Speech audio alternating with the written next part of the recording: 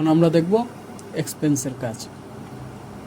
Expense মডিউলে যাব, add expense add করব।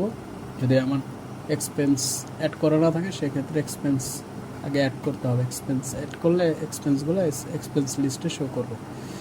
আমি এই জায়গায় প্রথমে আমার বিজনেস লোকেশন দিব, দেন আমি চাইলে ক্যাটাগরি ওয়াইজ যদি এক্সপেন্স দেখাতে চাই সেক্ষেত্রে ক্যাটাগরি আগে অ্যাড করে নিব। আচ্ছা, প্রথমে আমি ক্যাটাগরি অ্যাড করে আসি। এক্সপেন্স ক্যাটাগরিতে যাব। এক্সপেন্স ক্যাটাগরিতে যাওয়ার পর অ্যাডে ক্লিক করব। অ্যাডে ক্লিক করার পর আমি এক্সপেন্সের নাম দেব, যেমন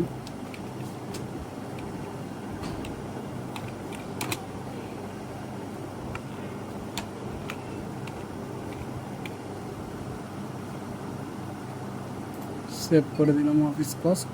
এরপর আমি অফিস কস্টের আন্ডারে দিতে চাচ্ছি টি বিল।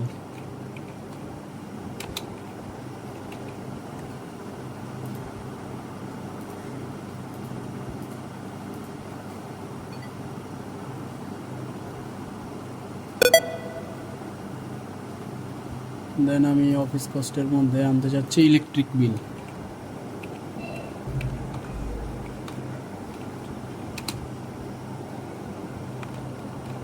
বা ইলেকট্রিসিটি বিল।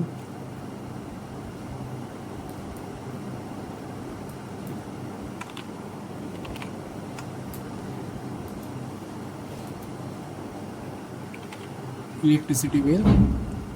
দেন আমি অ্যাড সাব ক্যাটাগরি থেকে অফিস কস্ট দেখা দেবো, সেভ। আচ্ছা, এখন আমি চলে যাচ্ছি। আচ্ছা, এখানে আমরা একটু এডিট করে নিচ্ছি অফিস বিল। অফিস বিলের এখানে অ্যাড সাব ক্যাটাগরি।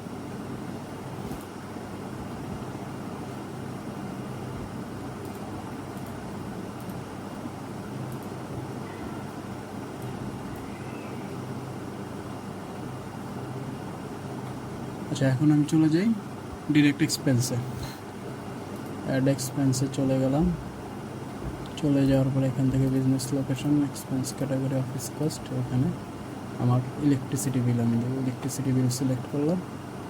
এখানে যদি আমি ডেট সিলেক্ট করতে চাই, ডেট আমি চেঞ্জ করতে পারবো।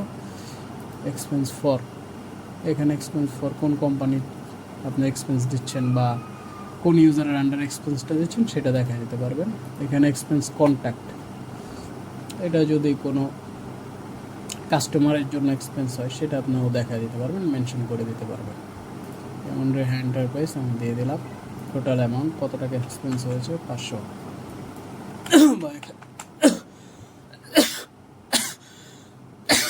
আমি 1000 বসিয়ে নিলাম। 1000 বসিয়ে নেওয়ার পর আচ্ছা, এখানে আপনি চাইলে চেক দিতে পারেন, ইটস রিফান্ড। যদি এটা রিফান্ডেবল হয় সেক্ষেত্রে ইজ রিফান্ড করে দিতে পারবেন।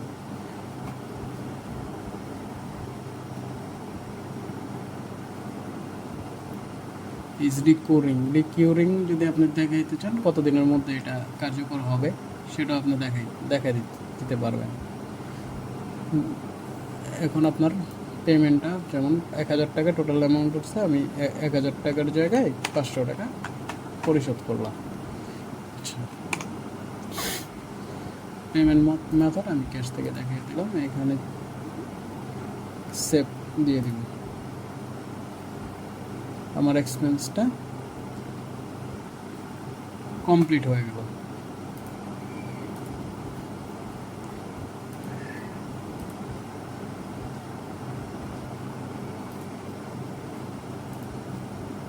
আচ্ছা, কমপ্লিট হওয়ার পর আমি পেমেন্ট অ্যাকাউন্টে এগুলো আমার ডাটাগুলো লিঙ্ক করে দিতে হবে।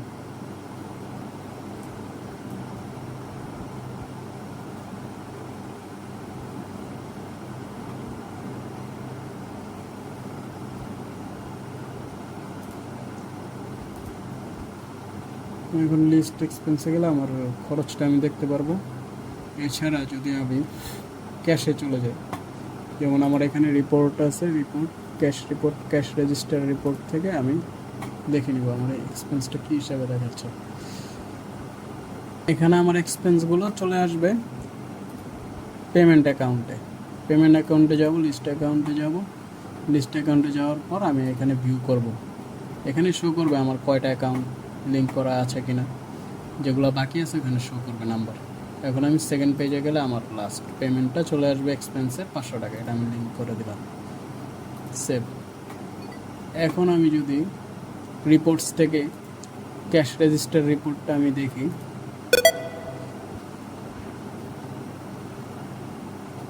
বা এখান থেকে আমি এক্সপেন্স রিপোর্টটা ফলো করি, এক্সপেন্স রিপোর্টটা ফলো করলে আমি এখানে দেখতে পারবো যে আমার অফিস কস্ট কত করা হয়েছে। এখানে 1000 টাকা দেখানো হয়েছে।